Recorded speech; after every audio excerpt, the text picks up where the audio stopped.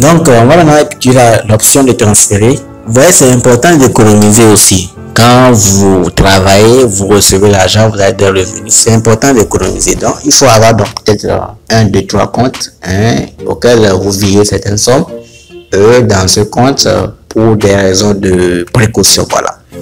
Alors, actuellement, on voit que nous avons donc 375 500 dans notre compte ou encore dans notre caisse ou encore dans notre poche. Voilà.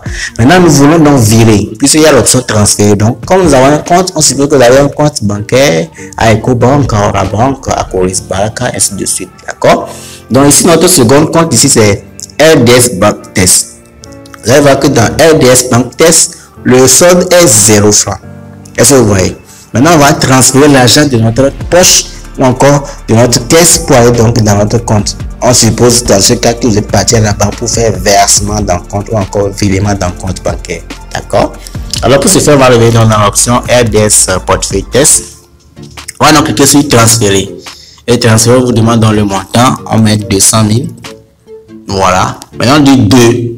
Ça veut dire que l'argent va partir de quel compte à quel compte? L'argent va partir du compte RDS Portefeuille Test jusqu'à quel compte? Jusqu'au compte RDS Bank Test. D'accord? Et au niveau de écrire un test, c'est un optionnel, bien sûr. Je peux donc dire virement sur le compte si je veux, bien sûr.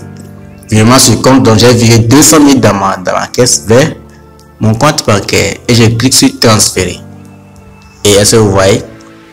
Donc on a dit compte transféré. Donc j'ai viré 200 000 dans mon compte bancaire. Et actuellement dans la caisse ou encore dans le compte RDS Portefeuille Test, il me reste 168 500.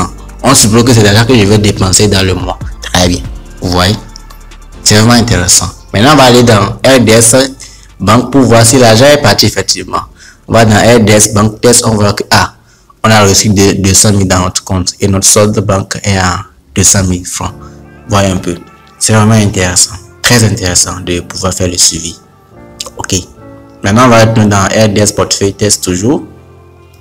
Cette fois-ci, qu'est-ce que nous allons faire? On va donc cliquer sur plus d'options. D'accord? Dans plus d'options, on va voir donc les choses qui sont là. Nous avons donc le résumé, nous avons la catégorie graphique, le budget, mode de paiement graphique, ainsi de suite. Alors, nous on va cliquer sur résumé. On va cliquer sur résumé et dans le résumé, on voit un peu ce qui est le résumé de nos transactions journalières en fait. Vous voyez, il y a mensuel, il y a hebdomadaire, ainsi de suite. Actuellement, nous allons enregistrer toutes les dépenses et revenus dans une seule date qui est le 5 juillet. Donc, on a un revenu de 315 000, on a dépensé 207 000, on a économisé 168 500. Voilà, c'est notre solde actuel. Vous voyez un peu, ça c'est le résumé ça. Maintenant, on va toujours aller dans plus d'options. Vous allez voir catégories. Au niveau des catégories, ce sont donc les catégories au niveau des dépenses, les catégories au niveau des revenus. Vous voyez, par exemple, si on prend dépenses, on peut donc voir au niveau des dépenses carburant, par exemple, on verra que le 5 juin, on a dépensé 5 000 comme pour le carburant. Vous voyez? Donc, si c'est qu'on avait enregistré dans le mois de juin, on peut donc cliquer sur la flèche et on voit que dans juin, il n'y a aucune opération qui a été enregistrée. On pourrait se comparer combien on a dépensé comme essence dans le mois de juin. Vous voyez? Combien on a dépensé comme essence dans le mois de juillet. Ainsi de suite. Vous voyez un peu, non? C'est ça. C'est ça, c'est l'avantage, ça. On va continuer.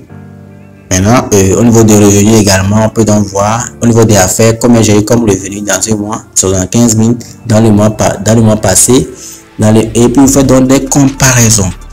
Donc c'est ce que vous pouvez faire au niveau de catégorie. Maintenant, il y a catégorie graphique qui vous fait donc le résumé sous forme graphique. Voilà. Et là, on va donc, voici le résumé. On voit que donc les revenus sont donc de 64% et les dépenses sont donc de 36%. Et le solde est de 168 500. Voilà un peu. Donc à partir du moment où vous faites beaucoup de dépenses et beaucoup d'entrées de revenus, vous allez voir que tout ça va se résumer dans ce graphique. C'est vraiment intéressant. Voilà. Donc je pense que c'est tout. On va également maintenant étudier donc la partie qui est vraiment très intéressante. C'est la partie de voter des budgets ou encore établir des budgets.